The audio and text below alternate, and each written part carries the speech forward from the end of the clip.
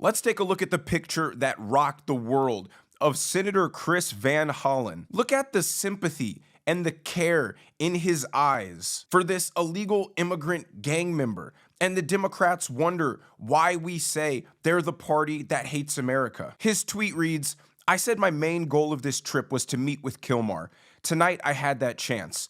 I have called his wife, Jennifer, to pass along his message of love. I look forward to providing a full update upon my return." The actual US citizens have been harmed by the invasion of 12 million illegal immigrants that are bringing their crime and their tendencies and their general lack of the rule of law to our country. Again, these are the people that would not stand and applaud Laken Riley's mother when Donald Trump addressed Congress. But yet they're moving mountains, going down to El Salvador on the taxpayer dime to do photo ops with a gang member. Democrats are screaming, due process, due process. He needs due process. He literally has a deportation order because he got due process. He went through the process. And it's this level of administrative headache, the demand for long, lengthy legal hearings, even after this guy has been seen by several judges who have deemed him to be a gang member, who have issued him a deportation order. It's still not enough for Democrats. And that reveals their whole game plan. They don't want these illegal immigrants to be deported. They genuinely want them to stay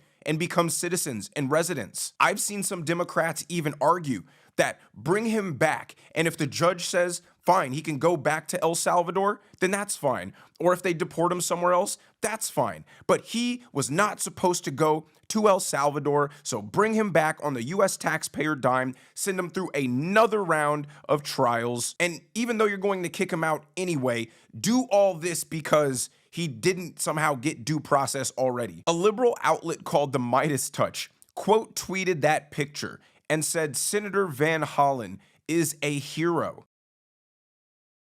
So that just lets you know where the Democrat Party is right now. They believe in fighting for the rights of illegal immigrants, not the rights of Americans to have a sovereign country, to not have their wages be pushed down by people who will accept far less, not to have to compete for limited housing, especially when these illegals are getting their housing paid for by the government. They think the moral position that the American people should take is to let violent criminal gang members live in our country indefinitely because Democrats want to facilitate the downfall of America. Well, sorry, we don't want that. And we don't care about a little administrative error.